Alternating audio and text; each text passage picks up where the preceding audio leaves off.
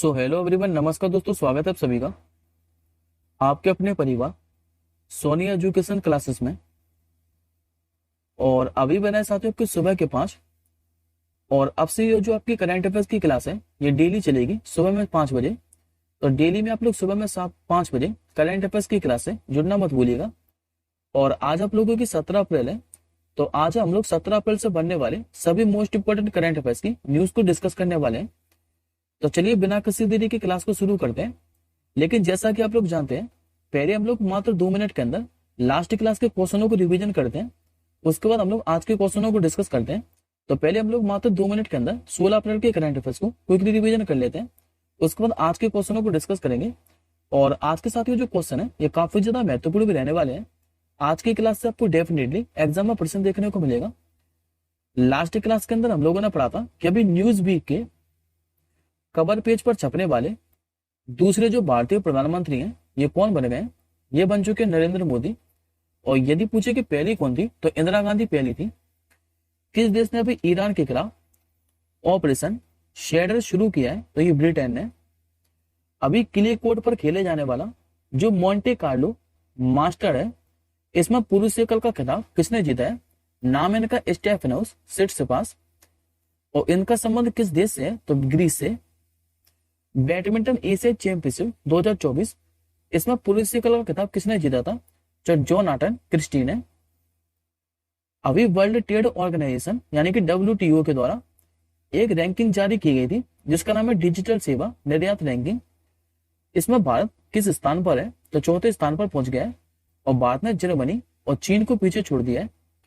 15 अप्रैल 2024 को किस राज्य की नीसी जनजाति के द्वारा अपना लॉन्ग डे त्योहार मनाया गया है तो अरुणाचल प्रदेश के अंदर। इसके बाद हम लोगों ने बंदिता कौल का नाम पढ़ा था जिनको भी भारतीय डाक विभाग का नया सचिव बनाया गया है। 14 अप्रैल को आपका हर साल मनाया जाता है विश्व चंगास रोग दिवस। मैन पोर्टेबल अभी एंटी टैंक गाइडेड मिसाइल इसका जो सफल परीक्षण है ये किसने किया है तो इंडियन आर्मी ने। अच्छा, इसका सफल परीक्षण किया कहां से तो राजस्थान का जो पोखरण है यहाँ पर जो फील्ड फायरिंग रेंज है यहीं से इसका सफल परीक्षण किया है। जबकि इसको विकसित किसने किया है तो भारत की आन बान शान डिफेंस रिसर्च डेवलपमेंट ऑर्गेनाइजेशन के द्वारा। हार्वर्ड यूनिवर्सिटी के द्वारा किसे south Asian person of the year नामित किया है। नाम इनका अवंतिका बंदनपू। और लास्ट क्वेश्चन पढ़ा था कि अभी किस देश के प्रधानमंत्री ली सिन लूंग ने प्रधानमंत्री पद छोड़ने की घोषणा की थी तो सिंगापुर के। अब आज का पहला प्रश्न देखिए। आज का साथियों आप लोगों से पहला प्रश्न पूछ रहा है कि निम्नलिखित में से किसने 51वीं राष्ट्रीय कैरम चैंपियनशिप में महिला एकल का खिताब जीता है। नाम है दोस्तों इनका रश्मि कुमारी। तो करेक्ट आंसर होगा आपको ऑप्शन नंबर ए।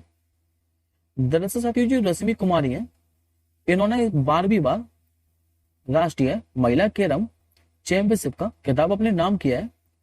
और यदि आप लोगों से पूछे कि इन्होंने हराया किसको है तो के नागा जोथी को।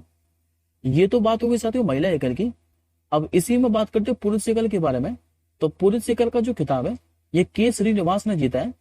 जबकि के श्रीनिवास ने किसको हराकर ये पुरुष एकल का खिताब जीता है तो एस आदित्य को। और ये टूर्नामेंट आयोजित कहां पर किया गया था तो 51वीं जो राष्ट्रीय कैरम चैंपियनशिप है ये मध्य प्रदेश का जो जिला है ग्वालियर। यहाँ पर लक्ष्मीबाई राष्ट्रीय शारीरिक शिक्षा संस्थान है और यहीं पर ये टूर्नामेंट आयोजित किया गया था। अब आज का अगला क्वेश्चन देखिए। अभी वर्ष 2023 के प्रतिष्ठित ट्यूरिंग अवार्ड से किसे सम्मानित किया गया है। नाम है दोस्तों इनका AB बिगडरसन। तो करेक्ट आंसर होगा आपको ऑप्शन नंबर बी।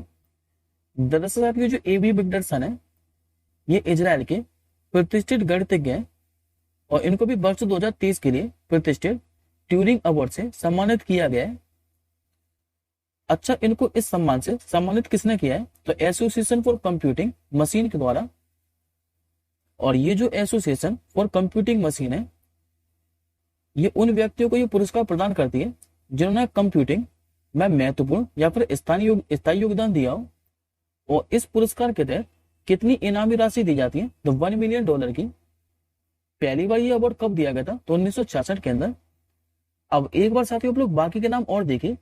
ये सारे के सारे जो नाम है हम लोगों ने रिसेंटली डिस्कस किए हैं और मैं आपको कई बार रिवीजन करा चुका हूं। जैसे कि मिशेल टेलाग्रांट, इनको भी एबेल पुरस्कार से सम्मानित किया गया था, जिसे गणित का नोबेल पुरस्कार भी कहा जाता है। जो टीएम कृष्णा है, इनको भी संगीत के लिए, ये कर्नाटक के हैं और इनको भी इरास्मस पुरस्कार से सम्मानित किया गया था। जबकि जो डॉक्टर प्रभा वर्मा है, इनको इस बार का यानी कि जो 33वां सरस्वती सम्मान है, ये प्रभा वर्मा को दिया गया। अगला क्वेश्चन देखिए, हाल ही में लॉरेंस बोंग, इनको किस देश का अभी नया प्रधानमंत्री चुना गया है? तो साथियों कल ही मैंने आप लोगों को पढ़ाया था कि सिंगापुर के जो प्रधानमंत्री थे ली सीन लूंग, इन्होंने अपनी 15 मई को प्रधानमंत्री पद छोड़ने की घोषणा की है। और इसके बाद जो लॉरेंस बोंग है, ये सिंगापुर के नए प्रधानमंत्री चुने जाएंगे। हालांकि ये जो अभी लॉरेंस बोंग है, ये उप प्रधानमंत्री हैं, अभी सिंगापुर के नए प्रधानमंत्री बनने वाले हैं। बात करते साथियों सिंगापुर के बारे में, तो पहले आप लोग मैप में देखिए सिंगापुर को। आपको मलेशिया दिखाई दे रहा होगा, मलेशिया के ठीक आप लोग नीचे देखेंगे तो आपको दिखाई देगा सिंगापुर। और पहले साथियों जो सिंगापुर है, ये मलेशिया का हिस्सा हुआ करता था, लेकिन 1965 के अंदर ये मलेशिया से अलग अलग हुआ था, यानी कि स्वतंत्र हुआ था। इसके बाद साथियों इसने अपने आप को इतना डेवलप किया कि आज विश्व का जो सबसे बड़ा कंटेनर क्षमता वाला बंदरगाह है, ये सिंगापुर के अंदर स्थित है। और चाइना का या फिर ताइवान से लेकर जितना भी व्यापार होता है, ये इसी बंदरगाह के माध्यम से होता है। जब आप लोग जूम कर देखोगे तो सिंगापुर आप लोगों को कुछ इस टाइप से दिखाई देगा। सिंगापुर की राजधानी क्या है? तो सिंगापुर सिटी। मुद्रा चलती है यहाँ पर सिंगापुर डॉलर। और यहाँ के राष्ट्रपति कौन है? तो थर्मन षणमुगरत्न। और भारत और सिंगापुर के बीच में एक युद्धाभ्यास भी आयोजित किया जाता है, याद रखिएगा, इसका नाम है सिम्बेक्स। ये भारत और सिंगापुर के बीच में आयोजित किया जाता है। अगला क्वेश्चन देखिए, अभी किस देश के डिस्कस थ्रोअर, जिनका नाम है माइकोलास अलेकना, इन्होंने पुरुषों का 38 साल पुराना विश्व रिकॉर्ड तोड़ा है? इनका संबंध साथियों लिथुआनिया से है और लिथुआनिया के फेमस डिस्कस थ्रोअर है माइकोलास अलेकना। और इन्होंने भी पुरुषों का 38 साल पुराना विश्व रिकॉर्ड तोड़ा है। और इन्होंने साथियों कितनी मीटर थ्रो किया है ये विश्व रिकॉर्ड तोड़ने के लिए? तो 74.35। इससे पहले ये जो रिकॉर्ड है ये 1986 में बनाया गया था। जर्मनी के खिलाड़ी, नाम था इनका जुएल गन सूल्ट, जिन्होंने 74.8 मीटर के रिकॉर्ड के साथ ये नया रिकॉर्ड बनाया था। और अब ये जो रिकॉर्ड है ये लिथुआनिया के डिस्कस थ्रोअर माइकोलास अलेकना के नाम हो चुका है। बात करते हैं हम लोग लिथुआनिया के बारे में, तो ये साथियों आपको मैप में दिखाई दे रहा होगा लिथुआनिया, जो कि यूरोप कॉन्टिनेंट के अंदर स्थित एक देश है। लिथुआनिया की राजधानी क्या है? तो ये विनियस। मुद्रा चलती है यूरो। और वर्तमान में यहाँ के प्रधानमंत्री कौन है? नाम है इनका इंग्रिडा सिमोनीटे। ये वर्तमान में लिथुआनिया के प्रधानमंत्री हैं। नेक्स्ट क्वेश्चन देखिए, हाल ही में नाइफ नामक पुस्तक ये किसने लिखी है? तो ये दोस्तों फेमस ब्रिटिश अमेरिकी लेखक, नाम है इनका सलमान रुश्दी। करेक्ट आंसर हो जाएगा आपको ऑप्शन नंबर डी। और इस पुस्तक का साथ ही पूरा नाम क्या है नाइफ नामक पुस्तक का? तो knife meditation after an attempt murder. इस पुस्तक में साथ ही जो जिक्र है ये 2022 के अंदर जब सलमान रुश्दी है ये न्यूयॉर्क के अंदर एक प्रोग्राम आयोजित कर रहे थे। और इसी प्रोग्राम के अंदर इन पर साथियों कई सारे चाकुओं से जो है ये वार किया गया था। और इसी वार के अंदर इन्होंने एक अपनी आंख गंवा दी थी। और इसी खौफनाक घटना का इस पुस्तक के अंदर जिक्र है। कुछ अन्य पुस्तकों की बात करें हम सलमान रुश्दी की, तो द स्टैटिक वर्सेस ये पुस्तक सलमान रुश्दी की है। मिडनाइट चिल्ड्रन ये पुस्तक भी सलमान रुश्दी की है। और इस पुस्तक के लिए इनको 1981 के अंदर बुकर प्राइज से सम्मानित किया गया था। और विक्टोरी सिटी ये भी सलमान रुश्दी की पुस्तक है। अब हम कुछ एडिशनल इंफॉर्मेशन के अंदर हाल ही में पढ़ी हुई पुस्तकों को डिस्कस कर लेते हैं। तो जैसे हम लोगों ने पढ़ा था अभी 4A का shade to the corner room and beyond, ये पुस्तक किसकी है? तो एस रमन की। गोवा के जो राज्यपाल है PS श्रीधरन पिल्लई, इन्होंने बेसिक स्ट्रक्चर एंड रिपब्लिक नामक पुस्तक का विमोचन किया था। ट्विंकल खन्ना की पुस्तक वेलकम टू पैरासाइट, ये भी हाल ही में लॉन्च की थी। एमजे अकबर द्वारा लिखित पुस्तक गांधी ए लाइफ इन 3 कैंपन, ये भी हम लोगों ने रिसेंटली पढ़ी है। द कॉन्स्पिरेसी नामक पुस्तक, ये श्रीलंका के जो पूर्व प्रधानमंत्री थे गोटबाया राजपक्षे, इन्हीं के द्वारा लॉन्च की गई थी। फूल बहादुर पुस्तक, ये जयनाथ पति के द्वारा लिखित है। और फेमस राइटर सैम पित्रोदा, इनके द्वारा अभी द आइडिया ऑफ डेमोक्रेसी पुस्तक लॉन्च की गई थी। नेक्स्ट क्वेश्चन देखिए, हाल ही में अहमद अब्दुल्ला अल अहमद अल सबा, ये किस देश के नए प्रधानमंत्री नियुक्त किए गए? ये बने साथियों कुवैत के। करेक्ट आंसर होगा आपको ऑप्शन नंबर डी। दरअसल साथियों 15 अप्रैल को क्या है कि अहमद अब्दुल्ला अल अहमद अल सबा, इनको भी कुवैत का नया प्रधानमंत्री नियुक्त किया है। और इन्होंने स्थान किसका लिया है? तो 7 अप्रैल को जो शेख मोहम्मद सबा अल सलीम अल सबा थे, इन्होंने अपने पद से इस्तीफा दे दिया था और इसके बाद ये पद खाली पड़ा था। और अब 15 अप्रैल को जो अहमद अब्दुल्ला अल अहमद अल समा है, ये कुवैत के नए प्रधानमंत्री बन चुके हैं। बात करें हम लोग कुवैत के बारे में, तो पहले आप लोग मैप में देखिए, ये जो आपको हाईलाइट आते छोटा सा देश दिखाई दे रहा है, ये आपका कुवैत। जब आप लोग जूम कर देखोगे तो कुवैत आपको कुछ इस प्रकार से दिखाई देगा।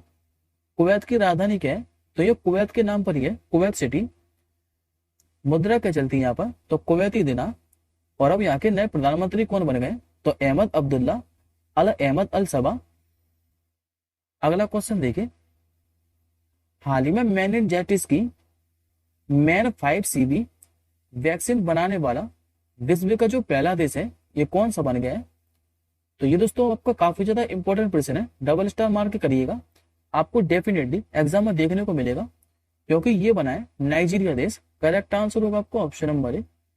दरअसल जो नाइजीरिया है, इसने मेनिनजाइटिस के खिलाफ लड़ाई में एक ऐतिहासिक कदम उठाया है और ये दुनिया का पहला ऐसा देश बन गया है जिसने मैन 5 नामक टीका विकसित किया है। और इस टीके के साथ WHO से भी क्या है कि मान्यता मिल गई है। मेनिनजाइटिस बीमारी के बारे में बात करें तो एक गंभीर संक्रमण है जो कि मस्तिष्क की जो मेनिनजाइटिस झिल्ली है इसको प्रभावित करता है।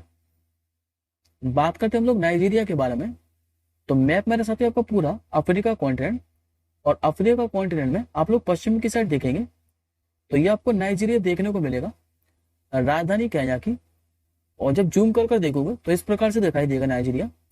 नाइजीरिया की राजधानी क्या है? तो अबूजा। मुद्रा क्या चलती है? The Nigerian naira. और वर्तमान में राष्ट्रपति कौन है? तो बोला टिनुबू, ये वर्तमान में नाइजीरिया के राष्ट्रपति हैं।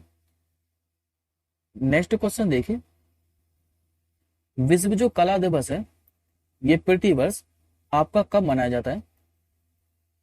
तो ये दिवस मनाया जाता है आपका दोस्तों प्रति वर्ष 15 अप्रैल को। आंसर हो जाएगा आपको ऑप्शन नंबर सी। दरअसल साथियों जो पहली बार वर्ल्ड आर्ट डे है, ये 15 अप्रैल 2012 को मनाया गया था।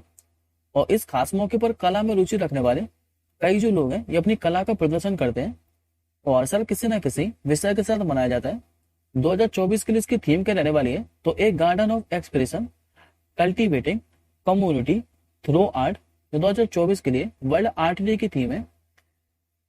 नेक्स्ट क्वेश्चन देखिए, हाल ही में स्पेस इंडिया ने किसे अपना ब्रांड एम्बेसडर बनाया है?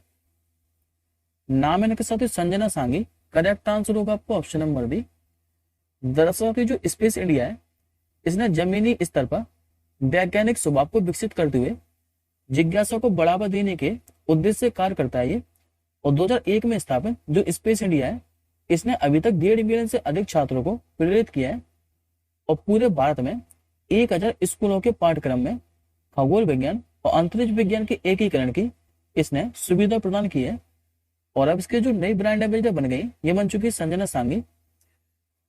नेक्स्ट क्वेश्चन देखिए, हाल ही में हाइब्रिड पिच स्थापित करने वाला पहला BCCI मान्यता जो प्राप्त स्थल है, ये कौन सा बन गया है?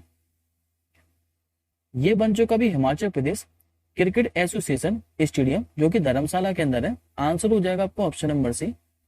अब हिमाचल प्रदेश का जो क्रिकेट एसोसिएशन का धर्मशाला स्टेडियम है, ये इस बार 2 IPL मैचों की मेजबानी करेगा। और ये जो हाइब्रिड पिच इसको बनाने की जो जिम्मेदारी है इस किसे सौंपी गई थी? तो नीदरलैंड की SI ग्रास कंपनी को। अच्छा, होती क्या है ये हाइब्रिड पिच? तो हाइब्रिड पिच में जो मैदान के भीतर है, इसका कुछ फीसदी हिस्सा पॉलीमर फाइबर का बनाया जाता है। इससे पिच तो साथियों टिकाऊ रहती है और इस पर एक जैसा क्या है कि उछाल देखने को मिलता है। आज का आपका आखिरी क्वेश्चन है कि अभी नेशनल हाउसिंग बैंक का जो नया प्रबंध निदेशक है यानी कि मैनेजिंग डायरेक्टर, ये किसे बनाया गया है? नाम है दोस्तों इनका संजय शुक्ला। करेक्ट आंसर हो जाएगा आपको ऑप्शन नंबर डी। एक बार साथियों लोग बाकी के नाम रिकॉल करिए। जैसे कि मैंने अभी आपको लिंडी कैमरून का नाम पढ़ाया था, ये ब्रिटेन के हैं और इनको भी भारत में उच्चायुक्त बनाया गया था, जो कि पहली महिला उच्चायुक्त बनी थी ब्रिटेन की भारत के अंदर। जो नवोजी ओकोंजा इबेला है, इनका नाम भी मैंने आपको कल ही रिविजन कराया कि इनको भी दूसरे कार्यकाल के लिए जो इंटरनेशनल मॉनेटरी फंड है यानी कि IMF, इसका नया प्रमुख बनाया गया फिर से अगले 5 सालों के लिए। आज का आपका क्वेश्चन ऑफ द डे है कि हाल ही में जो जापानी ग्रैंड प्री है 2024, इसका खिताब किसने जीता है? ये आज के साथ ही आपके 11 मोस्ट इंपोर्टेंट करंट अफेयर्स के क्वेश्चन थे, जो कि हमने सारे के सारे डिटेल के अंदर डिस्कस करे हैं। हम जल्दी मिलेंगे अब नेक्स्ट क्लास के साथ ही। तब तक के लिए जय हिंद, वंदे मातरम।